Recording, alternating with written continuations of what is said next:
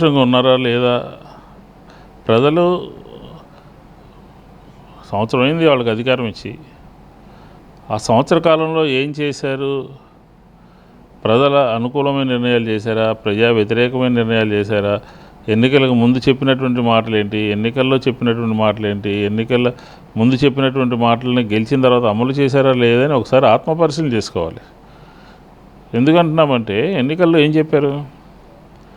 జగన్మోహన్ రెడ్డి గారి ప్రభుత్వం మీద బురద జల్లారు. జగన్మోహన్ రెడ్డి గారి వ్యక్తిత్వం మీద బురద జల్లారు. జగన్మోహన్ రెడ్డి గారు వస్తే ల్యాండ్ టైటిలింగ్ యాక్ట్ ద్వారా మీ భూములు తీసుకుంటారు, మీ పొలాలు తీసుకుంటారు, మీ ఇళ్ళు తీసుకుంటారు అని బురద జల్లే కార్యక్రమం తీసుకున్నారు. కరెంటు ఛార్జీలు పెంచము అన్నారు. 15,000 కోట్ల రూపాయలు కరెంటు ఛార్జీలు పెంచారు. మేము అధికారంలోకి వస్తే జగన్మోహన్ రెడ్డి గారి కన్నా ఎక్కువ ఇస్తాము అని అన్నారు. ఇట్లాగా మాయమాటలు చెప్పి మభ్యపెట్టి తప్పుదోవ పట్టించి దుష్ప్రచారం చేసి అధికారంలోకి వచ్చారు. సూపర్ 6 అన్నారు. సూపర్ 6 ఏదన్నా ఒక్కటైనా అమలైందా? సూపర్ 6 పూర్తిగా ప్రజలకి, ఆంధ్ర రాష్ట్ర ప్రజలకి వెన్నుపోటు.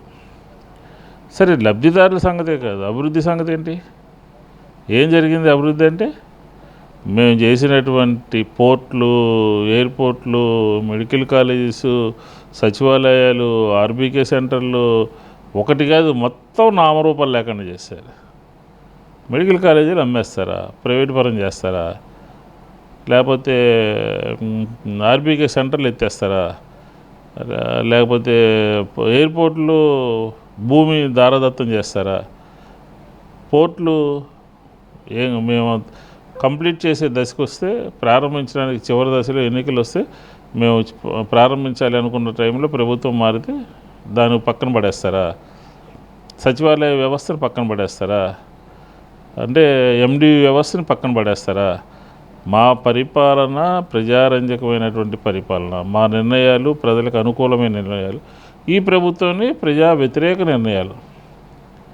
వాలంటీర్లు తొలగించారు, సచివాలయం వ్యవస్థని మార్చేశారు, గిట్టుబాటు ధర, రైతులకు గిట్టుబాటు ధర లేదు, విజయవాడలో బుడమేరు వస్తే పట్టించుకున్న వాళ్ళు లేరు.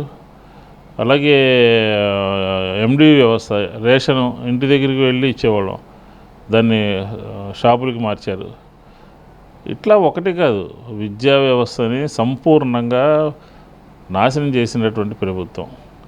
బెంజ్ కంపెనీ దగ్గర మీరు చేసేటటువంటి పండగలు ప్రజలు నవ్వుకుంటారు, ప్రజలు నవ్విపోతారు.